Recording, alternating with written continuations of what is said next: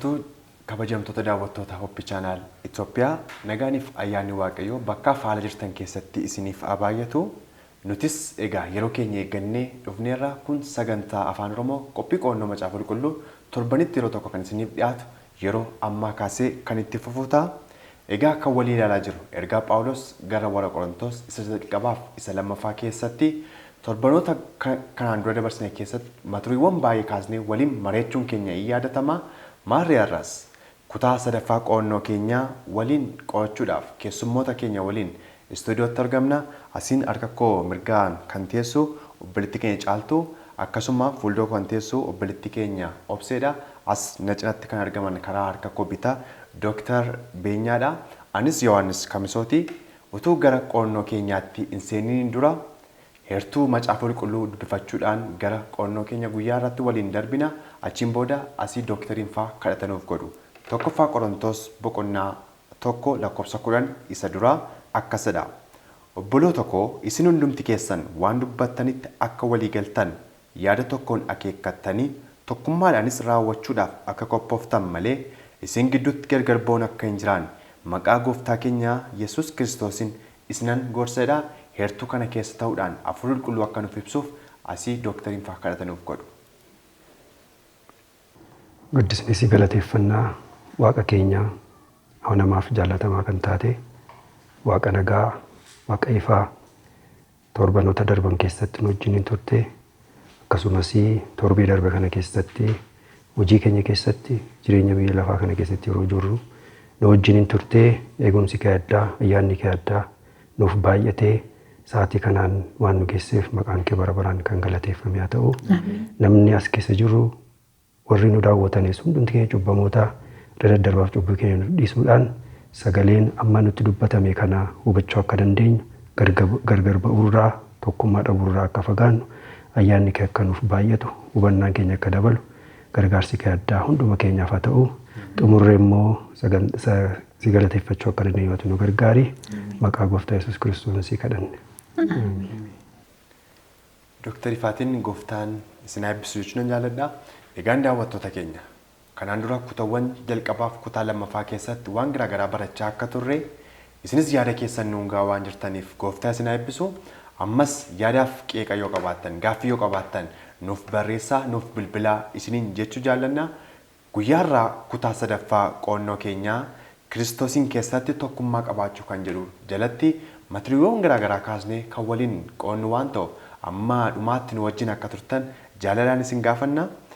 Egaa qoonnoo keenya kana gaafa eegallu waa'ee tokkummaa kaasnaa tokkummaa isa kamiin keessatti isa Kiristoosiin keessatti akka inni ta'edha. Addunyaa kana keessatti namoonni baay'een bineensotas ta'u namas ta'u tokkummaan jiraatu. Fakkeenyaaf yoo fudhanne namoonni bineensota bosonaa kan kunuunsan kan eeganii waa'ee bineensota kanaa hin kaasu tokkummaa isaan qabaatanii fakkeenya yoo fudhanne mixii xixiqqoodha kaasee hanga bineensota gurguddaatti tokkummaadhaaf gurmuudhaan jiraatu. Al tokko gurmuun kun immoo wal lolaan utuma walii wajjin jiraatu jechaadhaan gurmuun kun wal loluu danda'a gargar ba'uu danda'a nutis har'a waa malee hin kaasne mata duree kanaan Yesuus keessatti tokkummaa akka qabaannudha yaadiin gargar ba'uu yoo jiraate garaagarummaa yoo qabaanne garee yoo jiraate Yesuus Kiristoosiin keessatti tokkummaa qabaachuu akka dandeenyu guyyaarra kan waliin ilaalluta kanaaf nutis kiristaanonni addunyaa keessa jiraatan waldaa kiristaanaa keessatti rakkinoonni hedduun mudataniiru. Har'a rakkina waldaa Qorontos irratti kan xiyyeeffannudha. Bara keenyas waldoonni kiristaanaa jiran keessatti garaagarummaan yaadaan gargar ba'uun jiraachuu danda'a. Isa kana irratti Phaawulos waan jedhe waan qabuu fi akkasumas macaafni qulqulluun maal jedha kan jedhu kan waliin ilaallu ta'a. Guyyaa irraa kutaa qoonnoo keenya macaafa qulqulluu keessatti yaada baniinsaaf kan nuuf ta'u obboleettiin keenya Obseen kan isheen nuuf kaastu. Rakkoo gariiwwan waldaa keessaa kan jiru akka mata duree xiqqaatti yoo fudhanne rakkoo gariiwwan waldoota keessatti mudachuu danda'a rakkoon maaliif uumame jechuu hin dandeenyu rakkoon uumamuu danda'a waldaa keessattis ta'e bakkeettis uumamuu danda'a. Rakkoo gariiwwan miseensota waldaa Qorontosiin mudate maal fa'aa turan waa'ee kanaafis Phaawulos furmaata waan kenne qabaa laata maal dubbate kan jedhu irratti yaada akka isheen nuuf laattudha inni kan biraan immoo rakkoowwan waldaa kiristaanaa mudatanii fi har'a ergaan Phaawulos barreesse kun nuuf barbaachisummaan isaa yookaan akkamitti ergaa kana bara keenya kana ofitti naannessinee fudhachuu dandeenya kan jedhu irratti daawwattoota keenyaafis nuufis yaada gabaabaa nuuf laadhu. Tole waaqayyo si eebbisu kana deebisuudhaa fi tokkoffaa Qorontos boqonnaa tokko lakkoofsa 11 irraa dubbifannaa. Obboloota koo wal qoccoluun akka isin keessa jiru namoonni aadde Kilo'ee anatti himaniiru. Qoccolloon ani jedhus isa isin keessaa kaan ani kan Phaawulos, kaan ani kan Apholoos, kaan ani kan Keefaati, kaan immoo kan Kiristoos jedhan jechuu kooti jedha Phaawulosi. Akkuma qorannoo keenya kutaa tokkoffaa keessatti ilaalle Phaawulos warra Qorontosii fi caafata erge xalayaa barreesseera. Iddoo kanatti immoo gadi fageenyaan haala iddoo sanaa irratti wanta inni barreessedha kan walii wajjiniin ilaallu. Namoonni yeroo sanaa garee uumuu isaaniiti kan arginu. Kaan an kan Phaawulos, kaan immoo an kan Apholoos yeroo isaan jedhan argina jechuudha. Eenyu irratti xiyyeeffatanii? Nama dhuunfaa irratti xiyyeeffatan, tajaajiltoota irratti xiyyeeffatan. Phaawulosiin ilaala gareen tokko immoo Apholoosiin ilaala, inni kaan immoo isa kan biraa ilaala.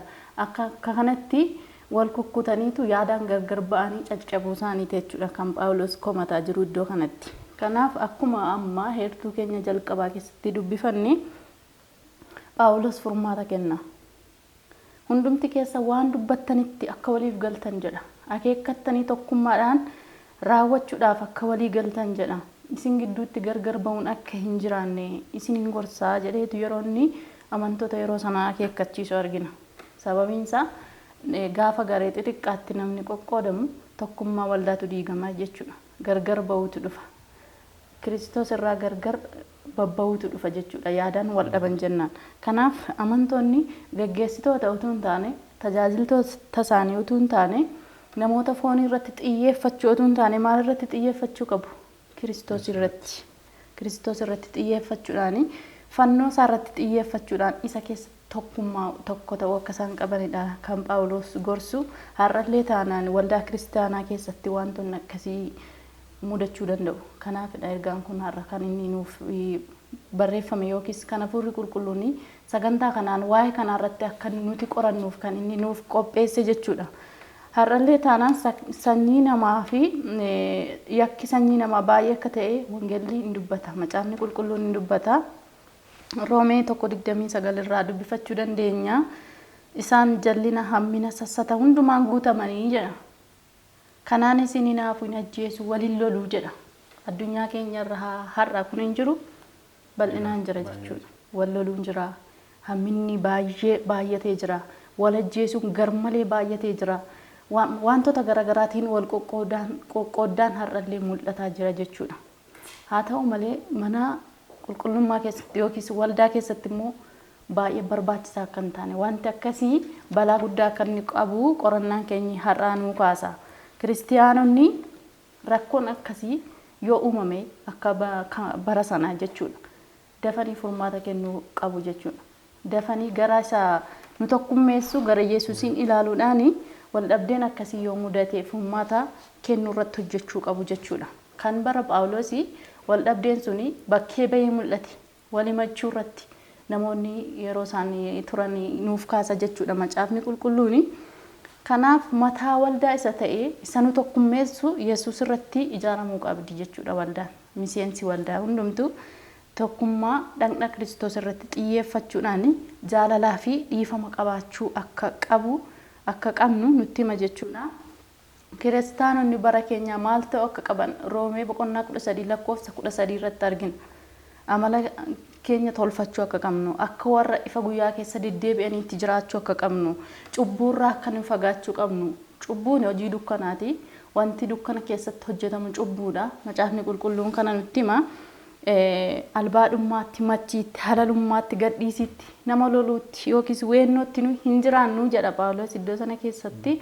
Akka namoota ifa guyyaa keessa deddeebi'aniitti hojii ifaa hojjechuu akka qabnu sirriitti ifa godhee nutti hima jechuudha. Kanaaf gareetiin wal qoqqooduun cubbuun amma nuti kaasne maqaa dhoofne kun hundumtu qulqullummaa fuula Waaqaa duraa waan nu fageessanii fi mootummaa Waaqaa keessaas ala waan nu godhanii fi kanarraa walaba ta'uudhaan gara tokkummaatti deebi'uu akka qabnu tokkummaaf jaalalaan waliigalteedhaan Kiristoosiin wajjin jiraachuu akka qabnudha ergaan kun kan inni nutti himu. Eebbifamii akkuma obboleettiin nuuf kaasuuf yaalte rakkoon mudachuun waama danda'udha.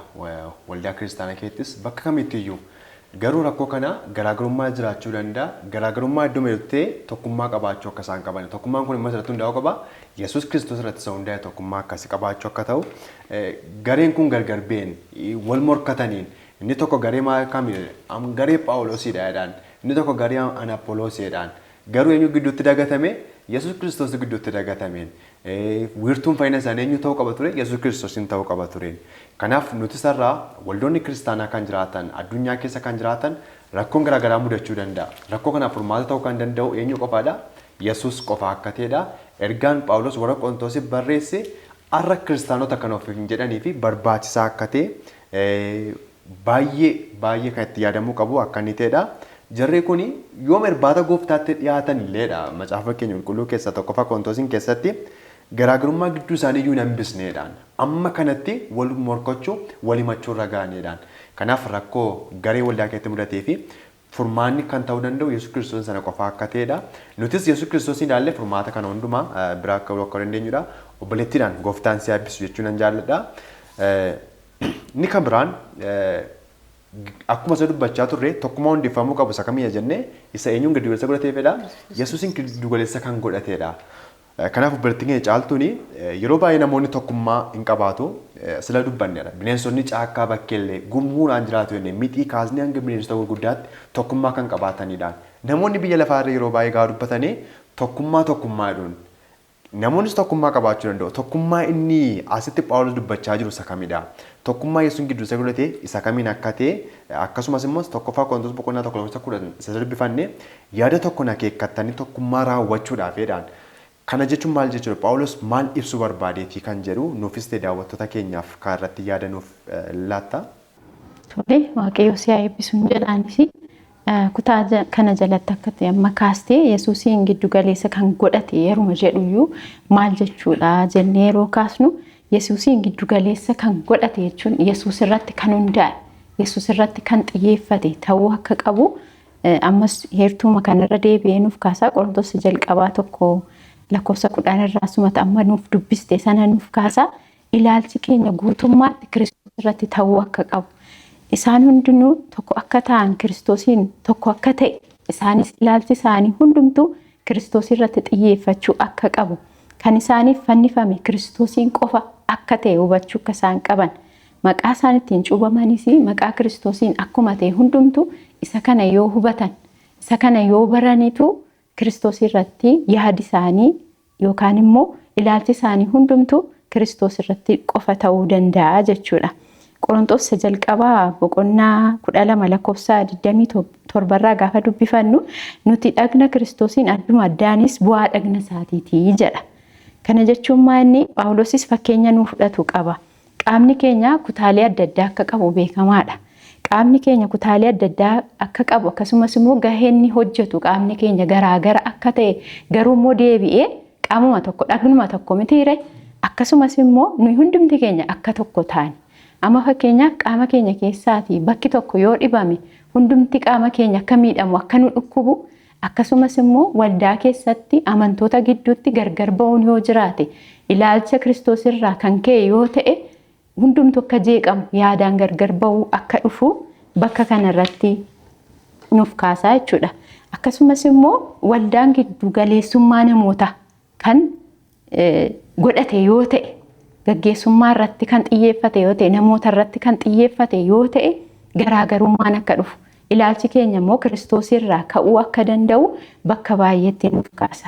Qorontos jalqabaa boqonnaa 1:2 akkasumas 7:8 kaasee hanga 10tti guutummaa isaatti gaafa dubbifannu dhugaan Kiristoos gooftaa keenya ta'uusaa Phaawulosiif yaada baay'ee barbaachisaa waan ta'eef saaqinsa isaa irratti iddoo baay'eetti Qorontos jalqabaa keessatti irra deddeebi'ee kaasaa jechuudha. Kiristoos gooftaa keenya jedhee irra deddeebi'ee kaasa. Inni kun immoo maal nu barsiisuuf jedheeti xiyyeeffannoon keenya yaadi keenya hundumtuu Kiristoosiin qofa ta'uu akka qabu nuuf kaasaa jechuudha.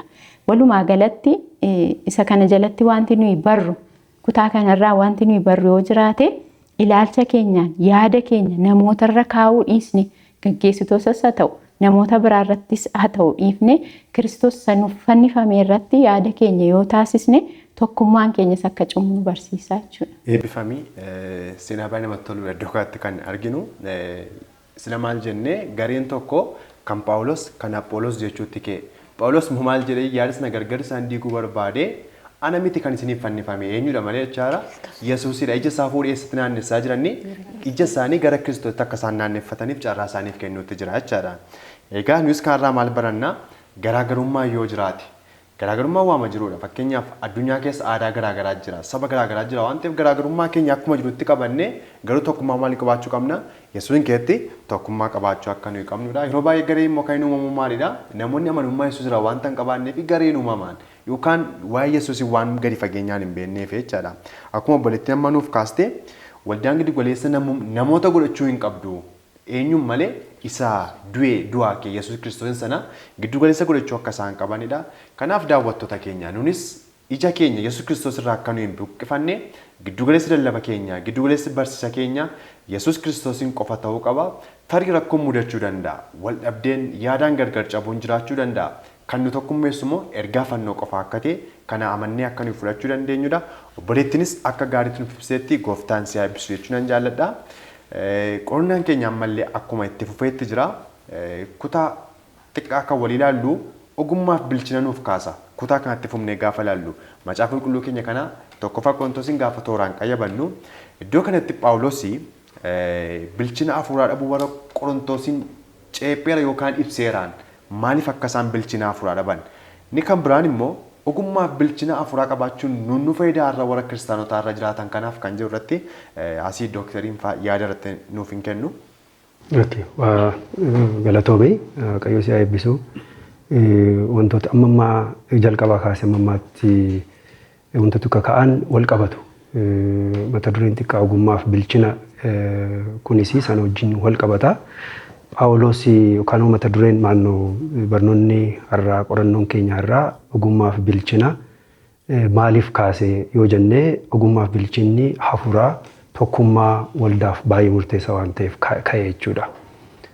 Akkuma tokkoffaa Qorontos 3:1-4tti Phaawulos bilchina hafuuraa dhabuu warra Qorontosiin ibseera. Garuu akkamittiin ibsaa jechuu dandeenya. Garuu isa dura bilchinni hafuuraa jechuun maal jechuu akka inni ta'etu ilaalle gaariidha. Efesoon 4:13 wajjin wal qabsisee yoo ilaalle itti deebinasatti amala Kiristoos qabaachuu jechuudha baay'ee bilchina jechuun bilchina hafuuraa jechuun Kiristoositti siquu ol siquu isa fakkaachuu amdii keessatti jabaachuu jechuudha. Hubannoo waa'ee Waaqayyoo gadi fageenyaan qabaachuu jechuudha. Jireenya qulqullummaa keessatti dhaabbatanii jiraachuu jechuudha. Bilchina hafuuraa yeroo jennu kun hundi dhaqee ida'ameetu Kiristoosin fakkaachuutti guutummaatti Kiristoos gara guutummaa Kiristoositti gahuu waliin wal qabata jechuudha. So bilchinni hafuuraa kanadha. Humna hundi keenya tokkummaa amantii fi mootummaa ilma Waaqayyoo beekutti jedha. Nama bilchaataatti hanga safara guutummaa Kiristoositti geenyuuttidha. So galmi keenya eessadha? Kiristoosin guutummaatti fakkaachuuttidha jechuudha. Kanaaf warra Qorontos kanaa Phaawulos Kiristoositti akka isaan xobbee ta'an qeeqaanii ture jechuudha. Yeroo dheeraa yeroo bara baay'ee turaniiru garuu stiil hin guddanne hafuuraan hin bilchaanne.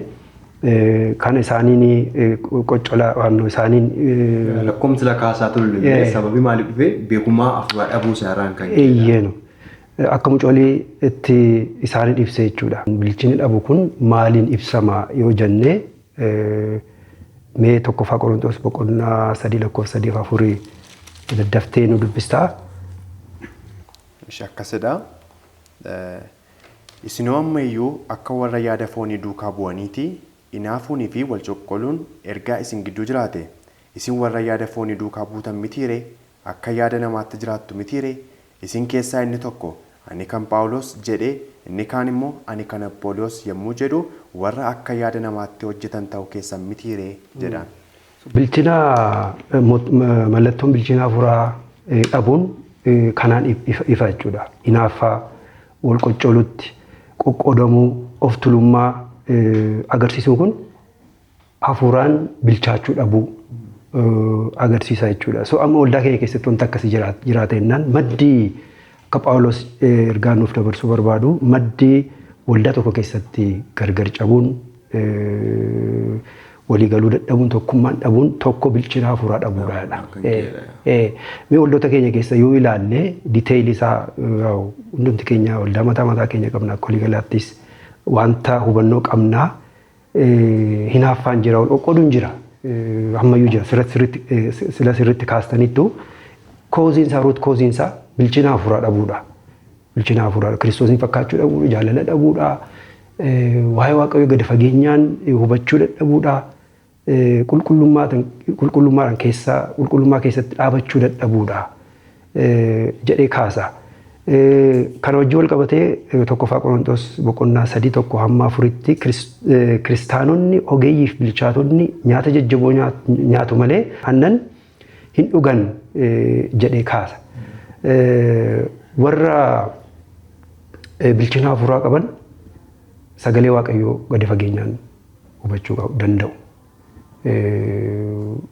Warri hin bilchaanne garuu kana gochuu hin danda'an jechuu isaati. Qomqamaan garaagaraa yoo dhufe illee warri hafuuraan bilchaatan dhaabachuu danda'u. Waan hafuuraan adda baasu jechuudha. Dhaabachuu danda'u.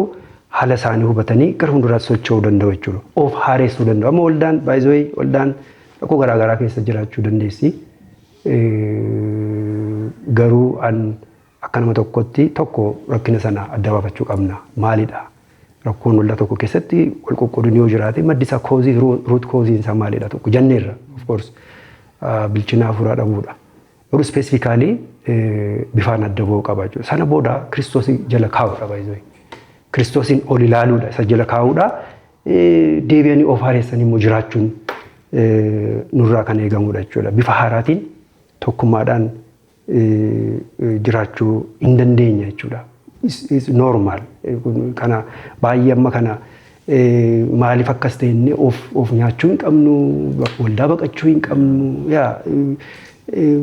waldaan kan eenyudha kan waaqayyooti kan Kiristoosidha kan abaluu miti namaa miti. So dhimma hafuuraa taanaan dhimma hafuuraa wajjin deemuudha. Fooniin dhumna taanaan garuu nuti miidhamna nama biraas hin miina.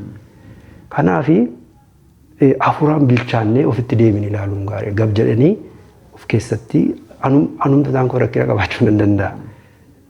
Ofitti deebi'ee rakkoon kun maal akka ta'e adda baafachuu qaba. Kiristoosiin of gaafachuu qaba ofirratti. Kanaaf salphaa miti ogummaaf bilchina yeroo jedhu Phaawulos madda rakkina waldaa keessatti inni guddaan kana akka inni ta'e kaasa. So ogummaaf bilchina hafuuraa qabaachuun maal nu gargaara jetteetta? Almost ibsameera jechuudha. Ibsameera. Fakkeenyaaf amala Kiristoosiin akka qabaannu gargaara. Sobaaf barsiisa dogoggoraa irraa nu eegaa.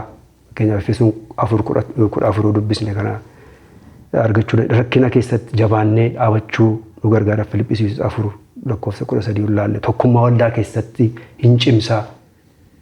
Kanaaf dhugaama haasa'uudhaa fi kanarratti waa'ee kadhachuu qabna jechuudha. Namoonni daawwachaa jiranis warra as keessa jirrus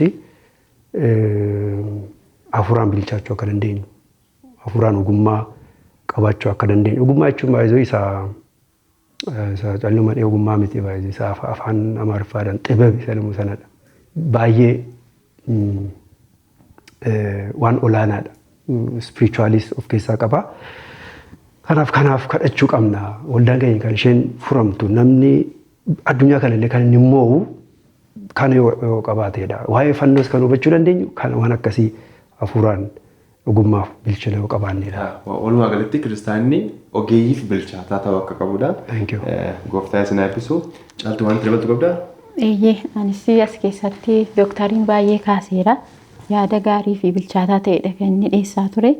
Eenyummaan kiristaanummaa giddugaleessummaatti akka namoota yoo godhate maal ta'uu danda'a? Eenyummaan kiristaanummaa keenya kufaa ta'uu danda'a. Maaliif namni sun nama akkamiiti? Nama miti kufuu danda'a, dogoggoruu danda'a, cubbuu keessatti kufee arguu dandeenya. Yoo nama sana laallee jiraanna ta'e eenyummaan kiristaanummaan keenya sarratti kan xiyyeeffate yoo ta'e bor namni sun yoo kufe bor namni sun dogoggora irratti yoo argine nu maal ta'uu dandeenya miidhamuu dandeenya wanta ta'eef inni yaada akkasii kuni ogeessa nu taasisu wallaalota nu taasisaa jechuudha karaa biraa. Karaa biraa immoo kiristaanonni ogeeyyiif bilchaatoo ta'anii namoota akkamiiti namoota adda adda kan hin baafne gareedhaan kan nama hin qoonne akka namaatti namni maal barbaada garee uummata miti garee uummataa namni sadarkaa isaatiin sadarkaa barumsaatiin sadarkaa qabeenyaatiin biyyaan wanta garaagaraan waldoota keenya baay'ee keessattis kanatu mul'ata. Yoo wanta kanaanii wal qoonna ta'e garee uummanna ta'e maal jechuudha nuyi ogeessota miti wallaalota jechuudha. Baay'ee bilchina amantii hin qabnu kiristaanota bilchaatoodhaan jedhamnu jechuudha.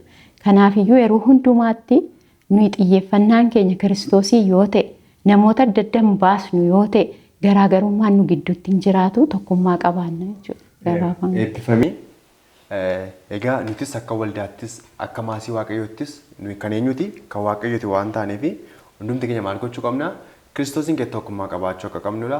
Egaan kabajamtoota daawwattoota keenya turtii gaarii akka qabaachaa jirru nu wajjinis macaafa qulqulluu keenya qayyabachaa akka jirtan homaa shakkii hin qabnu nutis ogummaaf bilchina isa Yesuus barbaadu sana qabaannee ammam garaagarummaa yoo jiraate Yesuus keessa tokkummaa akka qabaachuu dandeenyu kaarraa hubannaa boqonnaa fudhannee walitti deebina ayyaanni Waaqa hunduma keenyaaf haa baay'atu.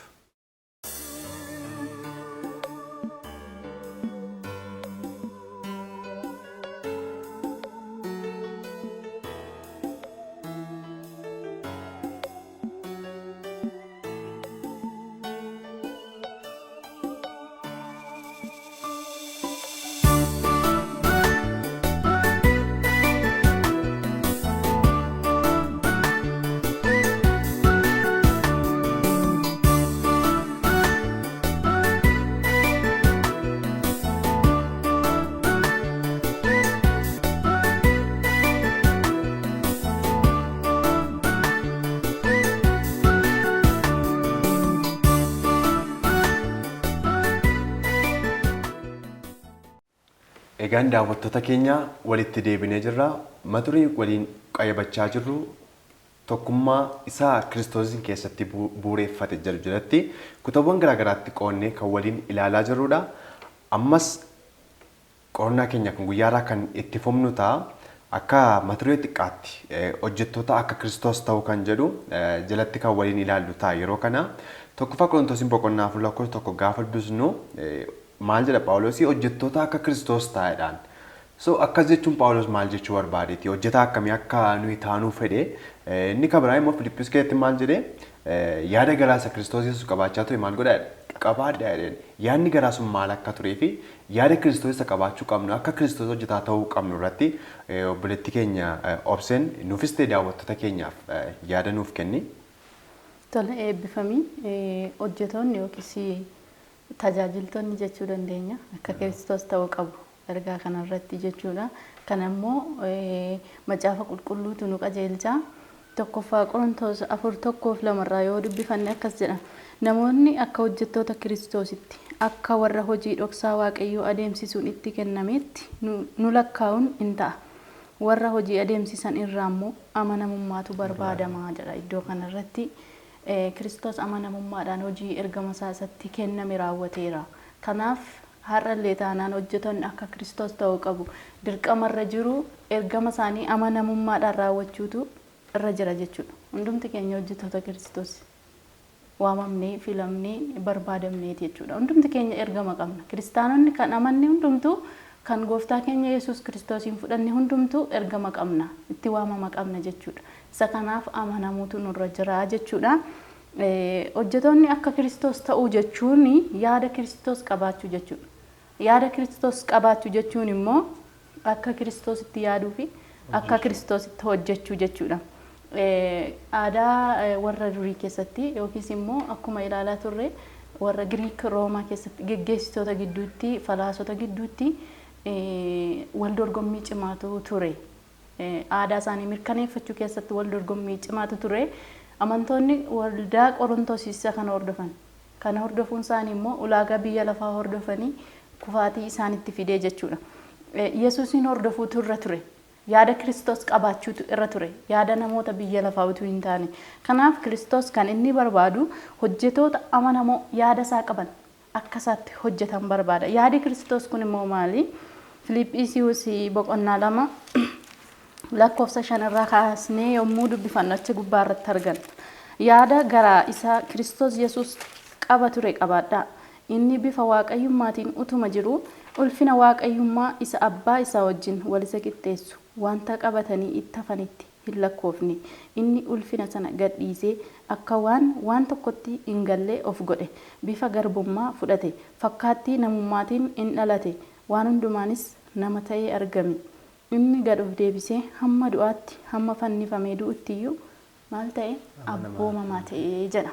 Kanaaf yaadi garaa Kiristoos Yesuus maali kan jedhuuf yaada gad of deebisu, yaada of kennu, yaada waan hundumaatiin namootaaf hojjechuu yookiis namoota tajaajiluuti. Iddoo kanarratti kan arginu of kennuu guddaa, nama biraaf yaaduu guddaa argina iddoo kanatti. Ilmaan namootaaf yaaduu isaarraa kan ka'e ulfina isaa gadi buuse. Oomaatti lakkoofne waan tokkotti utuu lakkaa'ini gad of deebisuudhaan bifa garbummaa, bifa namummaa, bifa waaqummaa dhiisee ulfina isa abbaa isaa wajjin wal isa qixxeessutu qabu sana hundumaa dhiiseetu ilmaan namootaaf hojjechuudhaaf baay'ee akka inni gad of deebise, akka inni eenyummaa of ganuudhaan jaalala guddaa akka inni iddoo kanatti nu argisiise baranna. Kanaaf kiristaanonni har'as namootaaf hojjechuutu nurra jira. Namootaaf bu'aa ilmaan namootaaf jiraachuutu nurra jira. Ofittummaa dhiisnee yookiis of jaallachuu dhiisnee hojjetoonni bara kana Kiristoos Yesuusiin fakkaachuudhaaf Kiristoosiin akkeessuu qabna. Geengoo mataa keenyaa keessatti isa akkeessuudhaan wanta nuuf ta'u wanta ofii keenya barbaannu fedhii dhuunfaa keenya gidduu galeessa godhachuu utuu hin taane namoota kan biraatti kan tolu, wanta namoota kan biraa fayyadu, wanta namoota biraa eebbisu irratti xiyyeeffachuu qabna. Gooftaan keenya Yesuus Kiristoos nuuf fakkeenya guutuudha. Geggeessaa sirriin isadha. Kanaaf warra nu miidhan illee jaallachuu, dhiifama gochuu irraa baranna. Faayidaa namoota kan biroo dursuu iddoo kanatti akka amma Filiphisiiyuus boqonnaa 2 lakkoofsa 5 hanga 8 dubbifanne irratti faayidaa namoota kan biroo dursuu, namootaaf hojjechuu, namoota tajaajiluudhaan akka Kiristoos ta'uu akka qabnu sagaleen Waaqayyo iddoo kanarratti nu hubachiisa jechuudha. Eebbifamii maal ta'uu qabna guutummaatti bakka akkuma Kiristoositti nus hojjetaa gad of deebisnee hojjetaa ta'uu akka nuyi qabnu Phaawulos maal jedhu kan biraatti nuyi yaada Kiristoosiin qabna jedhaan. Yaadi Kiristoos immoo akkuma Filiphis keessatti nu dubbifame amala gad of deebisuu isa qabu. Even Yesuus maal godhe amma du'aatti iyyuu maal ta'edha? Abboomama amanamaa ta'edhaan. Nutis ammam qonqamaa yoo jiraate illee maal gochuu akka nuyi qabnudha? Amanamaa ta'uu akka nuyi qabnu, soortuu ta'uu qabna jechuun nama biraaf dabarsinee of laachuu qabna. Nama biraaf hojjechuu akka nuyi qabnu yoo kana ta'e rakkinis lakkaasaa turree hin bada jechaadha. Wal morkiin, gungummiin kan inni ka'uu danda'u hanqina maalirraan kan ka'edha? Bilchina afuuraa dhabuurraa keenya isa dubbanne. Bilchina afuuraan kun immoo yoo dhaban immoo gara maalitti nu geessa? Waaqayyoon wallaaluutti, walitti buutti nu geessa. Yaada Kiristoosiin dhabuutti nu geessa. Kanaaf nus yaada Kiristoosiin akka nuyi qabaannudha. Kanaaf daawwattoonni keenyas nutis hundumti keenya iddoo kamiin teessanis sagalee kana kan dhaggeeffattan nutis akka hojjetaa Kiristoos tokkotti of ilaallee gad of deebisnee namoota kan biraaf dhimmoo akka nuyi qabnu kaarraa barannaa obboleettii keenyaan Waaqayyo isaa eebbisuu jechuun nan jaalladha. Kutaa itti aanu keessatti amma maal jennee dubbanne akkaataa akka Kiristoos Yesuusitti hojjechuu fakkaachuu jennee dubbanneerra. Asii obboleettiin keenya caaltuu immoo jireenya kiristaanaa keenyaan fannoo calaqqisiisuu akka nuyi qabnu iddoo kaatti immoo nuuf ka'a. Kiristaanni tokko akkamittiin fannoo isaa calaqqisuu danda'a yookaan fannoo Kiristoosiin akkamitti calaqqisuu danda'a. Inni kan biraan immoo iddoo kan biraatti Kiristoosiif jedhanii namoonni dhiphatan baay'een turaniiru. Even Phaawulos Kiristoosiif jedhee baay'ee dhiphateera. Duraan ari'ataa ture argi jijjiirame booda maal ta'e Kiristoosiif dhiphachuu namootaaf dhiphachuutti isa geesseen. Jireenya keenyaan akkamittiin fannoo calaqqisuu dandeenyu kan jedhu irratti daawwattoota keenyaaf kana ifa nuuf godhi. Galatoomii kutaa kana jalatti akkaataa jireenyaa isa fannoo calaqqisiisu isa jedhu yeroo ilaallu keessumaa murra deddeebiidhaan kan inni kaasu namoota geggeessummaarra jiranii jedha. Namoota geggeessummaarra jiran yeroo jennu namoota murtaa'uudhaaf bakka keenya yeroo baay'ee garuu namoota geggeessummaarra jiran yeroo jedhu Waaqayyo tajaajila isaa lafarratti akka raawwataniif eenyuun kaa'ee jira? Namoota kaa'ee jira. Kana jechuun maal jechuudha? Nu hundumti keenya iyyuu gaggeessitootadha jechuudha. Hojii Waaqayyoo kan hojjennu, tajaajila mana Waaqayyoo keessatti kan hojjennu hundumtu akka gaggeessu maatti of ilaaluu akka qabnu. So namoonni kun immoo amala akkamiidha kan isaan calaqqisiisuu qaban. Fakkeenyaaf akkaataa jireenyaa of kennuun akka inni barbaachisaa ta'e kan fannoo bakka bu'u kan gadoof deebisan of kan agarsiisan utuu hin taane Kiristoosiin kan of agarsiisan ta'uu qabu. Phaawulosiin irra deddeebinee kaasaa jirranti barnoota keenya kana keessatti Phaawulos irraa wanti barru tokko maa'in bakka hundumaatti eenyuun kaasa Kiristoosiin kaasa. Ofiisaatuu hin taane Kiristoosiin akka arginuudha kan inni nu taasisu. Kanaafiyyuu namoonni gaggeessummaarra jiran haa ta'u namoonni tajaajiltoonni kamiyyuu eenyuun of agarsiisuu utuu hin taane Kiristoosiin akka isaan of agarsiisuu akka isaan qaban irra deddeebi'ee nuuf kaasa. Akkasumas immoo milkaa'ina tajaajila isaaniitii fi eenyuuf beekamtii kennuu qabu Waaqayyoof beekamtii kennuu qabu jechuudha. Yoosidha kan nuyi Kiristoosii irratti kan xiyyeeffate akkaataa jireenyaa isa fannoo calaqqisiisu agarsiisuu kan dandeenyu. Yohaannis boqonnaa 17 lakkoofsa 4 irratti yeroo dubbifannu waa'ee maalii kaasaa Kiristoos tajaajila isaa lafarratti illee ofiisaatuu hin taane eenyuuf ulfina kennaa ture? Waaqayyoof ulfina kennaa ture. Inni gooftaadha. Inni mataan isaayyuu Waaqayyoodha miti. Garuu irra deddeebi'ee kan maqaa kaasee ulfina kaasee ol kaasee kan inni dubbachaa ture waa'ee eenyu ture? Waa'ee abbaasaa, waa'ee Waaqayyoo ture. Inni kunis immoo maaliif nuuf fakkeenya ta'uudhaaf akka ta'e nuuf kaasa. Namoonni gaggeessitoonni akka Yesuusitti obbolootaa fi obboleettotaaf kan isaaniif jecha dhiphachuu akka isaan qaban hamma du'aatti yoo ta'e illee yoo barbaachise illee kan aarsaa of godhan ta'uu qabu jedha. Phaawulosiin ammas irra deddeebinee akka fakkeenyaatti fudhan yeroo hojii isaa hojjechaa turetti hojii tajaajila lallabuu yeroo gaggeessaa turetti Qorontos jalqabaa boqonnaa 4 lakkoofsa 9 kaasee amma 13tti yeroo dubbifannu kan nu irraa argannu maal ta'aa turreedha. Moofaa kan uffatan, kan reebaman, kan jooran, kan arrabsaman akka isaan turan, kan ari'ataman, maqaa isaanii kan balleeffame, akka kosii biyya lafaatti kan lakka'aman, akka sababbuu lafaattis kan tuffatamne turree jedha. Yeroo hojjechaa turan namoonni ulfina isaaniif kennaan turre. Isaan salphisaa turan, isaan arrabsaa turan. Namoonni tajaajiltoota Waaqayyoo kan ta'an gaggeessummaarra kan jiran illee kana hundumaa fudhachuudhaaf, aarsaa of gochuudhaaf kan of qopheessan ta'uutu irra jira jedha.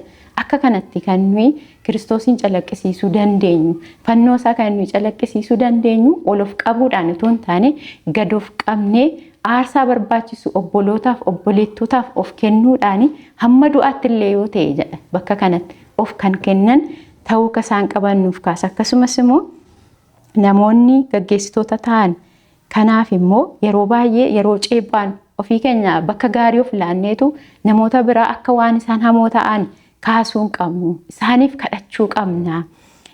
Isaan gargaaruu qabna. Kadhannaa keenya keessatti isaan yaadannee isaan utubuu qabna malee yeroo hundumaa isaan ceebba'uun barbaachisaa akka hin taane bakka kanatti nuuf kaasa. Qabxiin biraa bakka kanatti argannu tajaajilli kiristaanaa amanamaa ta'e teoloojii fannoo jennee isa waamnu irratti hundaa'u akka qabu nuuf kaasa. Kana jechuun inni yaada lama of keessatti qaba. Inni jalqaba kiristaanni ulaagaa kan kaa'uu qabu Kiristoosiin agarsiisuu akka qabu. Yaadni lammaffaa immoo dhiphinni mallattoo tajaajila kiristaanaa isa dhugaa akka ta'e. Dhiphachuun mallattoo tajaajila kiristaanaa isa dhugaa akka inni ta'e bakka kanatti nuuf kaasa. Walumaa galatti kanarraa kan barru nu hundumti keenya bakka hojii keenyaattis ta'uu danda'a, waldaa keessattis ta'uu danda'a. Wanta nutti kennameen amanamummaadhaan hojjechuu akka qabnu. Akkasumas immoo aarsaa kaffaluu akka qabnu yoo barbaachise bakka barbaachisutti aarsaa kaffaluu akka qabnu nu hubachiisa jechuudha. Eebbifamii seenaa baay'ee namatti toludha. Jireenya keenyaan fannoo haa calaqqisiifnu kan jiru of keessaa qaba. Akkuma Phaawulos kaasaa ture fannoo calaqqisuun reebamuu gad of deebisuu akka inni gaafatudha. Kabajamtoota daawwattoota keenyaa nutis kana jirrus tarii akka waldaa keessaa gahee qabaachuu dandeessu. Kiristoosiif jettanii hammam dhiphattanii beektu kan jedhu qorannoo keenya keessatti waa baay'ee kaasnee dubbachaa turreerra. Mee seenaa kanaan akkasiin of madaaltan akkasiin of ilaaltan Kiristoosiif jennee guyyaa meeqa dhiphannee beenna. Namoota kan biraaf ammam waa'ee Kiristoos dhugaa baanee beenna. Fannoon kan calaqqisiifamu jireenya keenyaan akka ta'e seenaa kanarraa waa baay'ee baranna. Obboleettiidhaan gooftaan si eebbisuu nan jaalladha. Qorannaa keenya guyyaarraa gara walitti qabuutti fidaa jirra. Hanqina yeroof jecha garuu gara xumuraatti hin fidiniin dura tarii waldaa Waaqayyoo keessatti tokkummaa qabaachuun barbaachisaadha. akkasumallee wangeela Maatewos boqonnaa 17 keessatti Yesuus bartoota isaatiif kadhateefii tureen isaan tokko haa ta'anii fedheen tokkummaa akka isaan qabaataniif maaliif yaadaan gargar bu'uun jiraachuu danda'a garuu tokkummaa akka isaan qabaataniif Kiristoos kadhata isaa keessatti bartootaaf kadhatee ture meeqa irraa maal barannaa akka waldaattis tokkummaa qabaachuu keenyaaf maalidha kan jiru irratti asii doktariin faa yaada kana walitti nuuf qabu achiin booda sagantaa keenya kan guyyaa irraa walitti qabutti nuuf naal. Okay, thank you. Gara xumuraatti dhufneerraa mata dureen inni guddaa akkuma mati jette Kiristoosiin keessatti tokkummaa qabaachuu jedha. Dhugaadha garaagarummaan jiraachuu danda'a. Hundumti fakkeenyaaf as keessa namoonni jirru garaagarummaa waan baay'eetiin garaagaradha. Garuu waan tokko haasaa turre. Kiristoos keessatti maal taanerra? Tokko taanerra jechuudha. So namoonni mana keessa jirru akka maatiitti ta'uu danda'a, akka waldaatti ta'uu danda'a, akka mana hojiitti ta'uu danda'a. Garaagarummaan jira. Garuu wanti tokko nu godhu jira. Akka waldaatti, akka maatii kiristaanatti garuu tokko kan nu godhu maalidha? Kiristoos ta'uu isaa yaadachuu qabna. Baay'ee faallaa kan immoo seexanni tokkummaa tasa hin jaallatu. Tokkummaan jiraatennaan seexanni mooma beeka. Keessumayyuu kiristaanonni waldaan tokko taatennaan salphaatti akka inni moo'amu karaa akka hin arganne beeka waan ta'eef yeroo hundumaa hin hojjeta. Kanarratti waldaa namoota akka maatiitti illee yeroo tokkummaan dhiibuu gidduu seenee waan baay'ee hojjeta jechuudha. Addaamii fi waan akkamitti seene yeroo isaan gargar ba'an isheen isa biraa deemtee yeroo hin tineetti. So akka maatiitti akka waldaatti yeroo gargar ba'anu kooziin isaa maaliyyuu haa ta'u maalis jechuudha. Seexanni mijataaf kanuma hojjeta jechuudha. Hojiin isaa kanadha. Garuu immoo Kiristoos keessatti tokkummaa qabaachuu akka qabnu beekuu qabna. Waaqayyoo kana riili nu gargaaru kanaaf kadhachuu qabna. Mallattoowwan sila jenne hafuuraan bilchaachuu dhabuu yeroo waldaa keessatti arginu waan akka hinaaffaa qoqqooddii walloluu wal qoccooluu wal kasasuun kun jiraatenna mallattoo isaati waan ta'eef dafee waldaan kadhata gochuu qaba jechuudha. Akkuma silan jedhe rakkoon kun sirriitti ilaagaa amma namni garaagara kennaa garaagaraa qaba waldaa keessatti. Namoonni kennaa kana qabaachuu jiraachuu danda'u. Maaltu ta'ara waldaa kana keessatti kan jedhu. So namoonni kun calluma liqimsanii taa'utu hin ta'in garee kadhataa waldaan jira dhaqanii dhimma kana irratti kadhatame jedhaniitu illee sajjasti godhanii mana isaaniitti illee kadhatanii gaariidha. Yoo akkas ta'e Kiristoos keessatti tokkummaan dhufuu danda'a. Kanaaf yeroo hundumaa bilchina hafuuraaf ogummaa akka qabaannu haa kadhannu. Kan akka goonu Waaqayyo nu gargaaru. Eebbifamaa gooftaa isin haa eebbisu.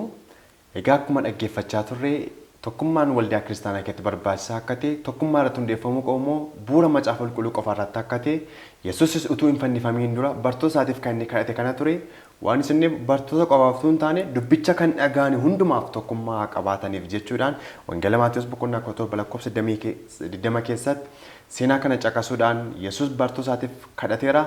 Nutis dubbii kana kan dhaggeeffannu tokkummaa isa Yesuus Kiristoos keessatti hundaa'e akka qabaannudha. Egaan daawwattoota keenya yeroon keenya waan nu daangesseef kana caalaa itti fufuu hin dandeenyu turtii bareedaa akka qabaanne homaa shakkii hin qabnu. Kanaaf yaadaaf gaaffii yoo qabaattan toora bilbila keenyaan akka nuuf bilbiltan akka nuuf barreessitan isiniin jenna. Torban mata-duree biraatiin amma walitti deebinutti nuyi asiin nagaa dhaammannaa garuutu nagaa hin dhaammatin kan walitti qabnu obboleettiin keenya obsin kaatanuuf gooti kana booda sagantaa keenya walitti qabna turtii gaarii qabaadha. Jaalatamaa abbaa keenyaa si galateeffanna yeroo gaarii nuuf laatte yeroo gatii guddaa qabu yeroo dubbii keetti dhageenyu yeroo itti sagalee kee qorannu sagalee keessa nama jijjiiru isa nama haaressu isa humna namaaf ta'u isa humna fayyinaaf keessaa qabu isa gara jireenya bara baraatti nu geessu akka dhageenyuuf yeroo addaa kana waan nuuf laatteef maqaan kee kan eebbifame haa ta'u. Sagalee keessa dhageenya kanaan akka jiraannuuf hunduma keenya ati nu gargaari. Mootummaa keef immoo hunduma keenya ati nu qopheessi. Maqaa ilma kee gooftaa keenya Yesuusi. Aamen.